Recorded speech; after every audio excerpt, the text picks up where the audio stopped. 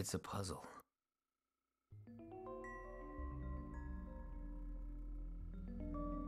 A puzzle that I think we're both pieces of.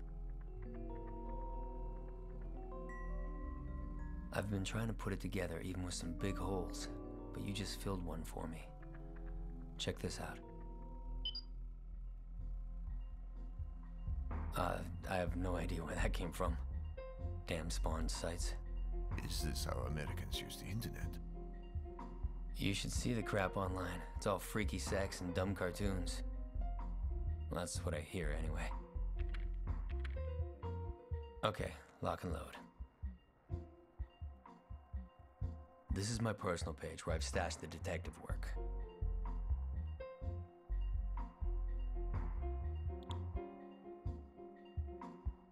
I'll go slow, but there's a lot to cover, so stay with me.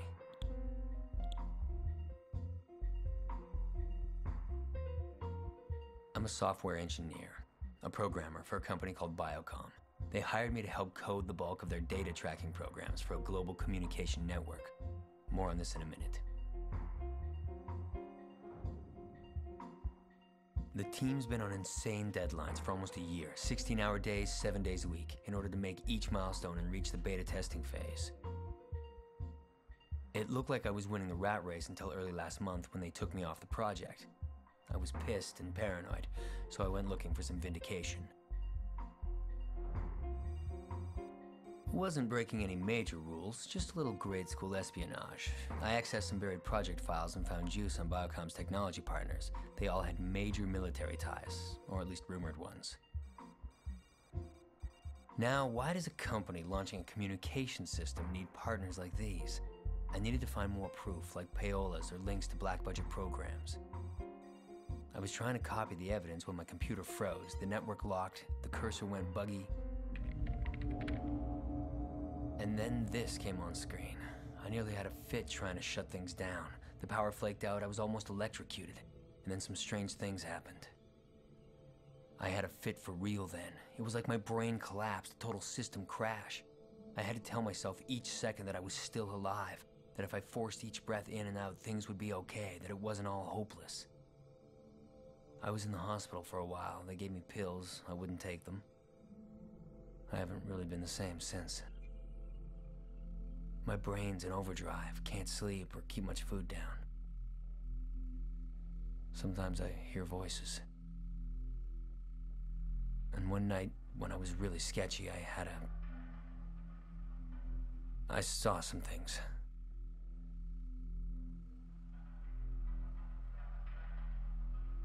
One of them really stuck in my head.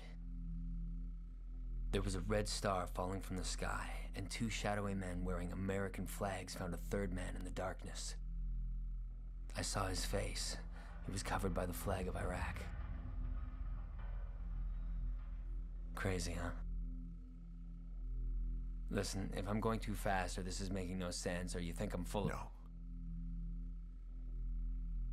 Go on.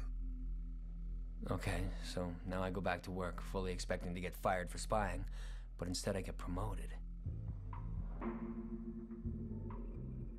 Benjamin Palmer himself, the CEO of Biocom, breaks the good news. He puts me in charge of this vital project called Lear Spec Silo, an extension of the global network I mentioned earlier. I smelled bullshit and did some more risky business in Palmer's project files. I scored some map data activation dates and a slew of numbers that turned out to be GPS coordinates. And here's where it starts to get loopy. What the shareholders know is that come next year, we're launching a low-flying SAT grid that will allow for very fast, very cheap, and very powerful information transfer anywhere on Earth, a truly wireless world. But what they don't know is that for some reason, Biocom has been testing the system on ELF bands, extreme low-frequency bandwidths like microwaves. The coordinates and dates I've found show early node activations over a specific path.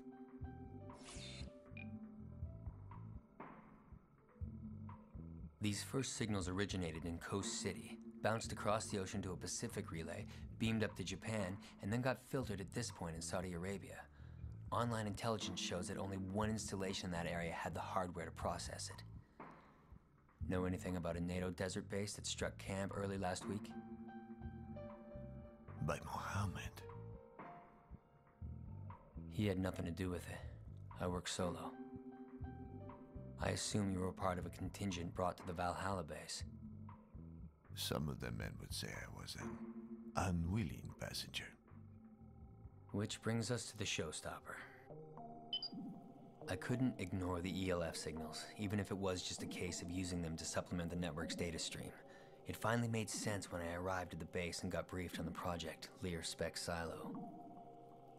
A biocom chip gets attached to a series of nerves and is able to receive and transmit bundles of information on extremely low frequencies. When I found you, you were pumped full of haloperidol, a drug that puts the brain in a low-frequency receptive state. Therefore, neural activity would theoretically resonate with any data the chip outputs. Specs showed the chip directly affects the amygdala, the brain's fear center. The questions: why do this, and what signal is the chip receiving? I don't know the answer to either, but I have some theories. Remember Biocom's technology partners? Good, because there are project links to all of them. First, Imaxon, a booming company into genetic research, animal cloning, vaccine production, and biocomputing. Thanks to years of military and private investment, they finally announced neural transistor prototypes. This means that future computer processors could use actual human brain cells to divide information into ones and zeros. But for now, we'll just pay them for tech implants that don't get rejected by the immune system. Prismatech, a laser projection and holographic media company that seemed innocuous. I assumed that Biocom was using their tech in the satellite network to broadcast advertisements on the stratosphere, like Coca-Cola and Nike have done for special events. But why would their image decoders be embedded on the chip? And finally, there's Cogent, a long-time military contractor that specializes in broadband jamming setups, electromagnetic weaponry, and microwave relay equipment. This makes sense, as the implants would have to synchronize with the network in order to get an accurate tracking signal. This is a backdoor to the Valhalla database that I slipped in during your procedure. It shows that they were doing a full track on you until late last night, when a request was sent to Biocom. And a new signal was broadcast. Tell me, Orion, what happened to you last night? What stopped you from hitting me? I was so small, helpless. Allah had left me. I'm sorry, I don't have your words. Don't stress, man. Words just get in the way. That's why I use them. All right, one last question. Have you ever seen this? The other. I'll take that as a yes. I made this GIMP mock-up a few days after my computer freaked. I've seen it twice since. When did you? I was in the desert, and something came to me. The moon was blood, the dark was alive. I saw... I was sick. Please, do you have any water? Sure. We'll save the eye talk for later. See the big medical fridge over there? The sink's beside it. Glasses are in the cupboard to the right. Watch your step.